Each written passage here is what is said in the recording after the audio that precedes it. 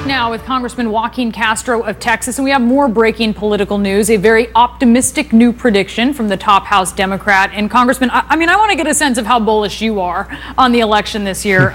You have House Minority Leader Nancy Pelosi, who said on a conference call, if the election were held today, Democrats would regain control of the House.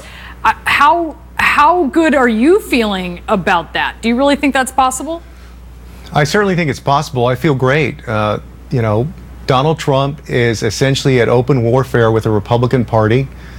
He's somebody who is dangerous for the country, who has turned off many American voters now to the Republican Party because they don't want somebody who's going to play on people's fears and resentments.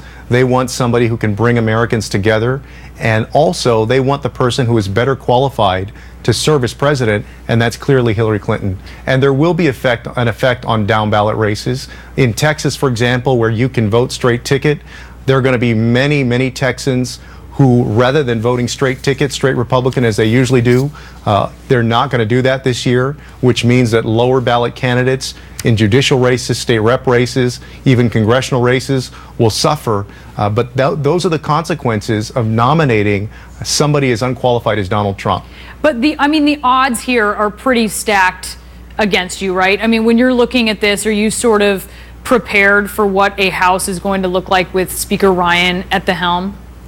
Oh, of course, you're prepared for everything. And there's no question that because of gerrymandering and because Republicans after the 2010 elections controlled so many state legislatures, they were able to gerrymander the districts to make it very difficult for Democrats to win back a majority in the House of Representatives, which is one reason that I've said that no politician, Democrat or Republican, should draw political districts anymore. We need to move in this country to independent redistricting commissions. You had Al Gore campaigning with Hillary Clinton today in Florida, and part of that is he's trying to remind people, especially a lot of people voting who aren't old enough to remember the 2000 election, he's trying to remind them, that every vote matters and here's why.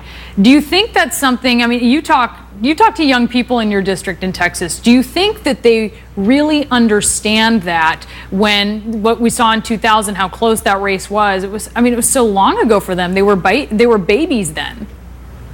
Yeah, I think that more and more as we get closer to the election, as the debates are happening, as the media coverage of this race intensifies, that younger voters are understanding the consequences of their choice and their decision, and I hope that they'll choose to support Secretary Clinton, that they won't instead go for the Green Party candidate or the Libertarian candidate. And as former Vice President Gore mentioned, there are real consequences to that. An election can turn on one vote or 100 votes or a few hundred votes, and that can make the difference in who goes into the Oval Office. Are you worried, though? There's so many young people who are saying, especially when it comes to Gary Johnson, they're really giving him a look, and they don't seem to like either one of these candidates.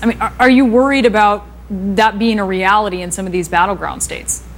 Well, I think all Democrats are concerned in a healthy way, in a way that motivates us to get out there and spread the message that Hillary Clinton is somebody who will build opportunity for this country for years to come. She's going to make sure that we have an infrastructure of opportunity in America. And she's also going to be somebody who will work responsibly every day to make sure that Americans are safe at home and abroad. And also, Brianna, because this has been such an ugly election season, such a divisive time, and I realize that often will turn people off to politics, but in January, hopefully when she takes office, she's going to be somebody who will work to bring people together. All right, we will see Congressman Joaquin Castro joining us from San Antonio. Thank you so much. Thank you. And just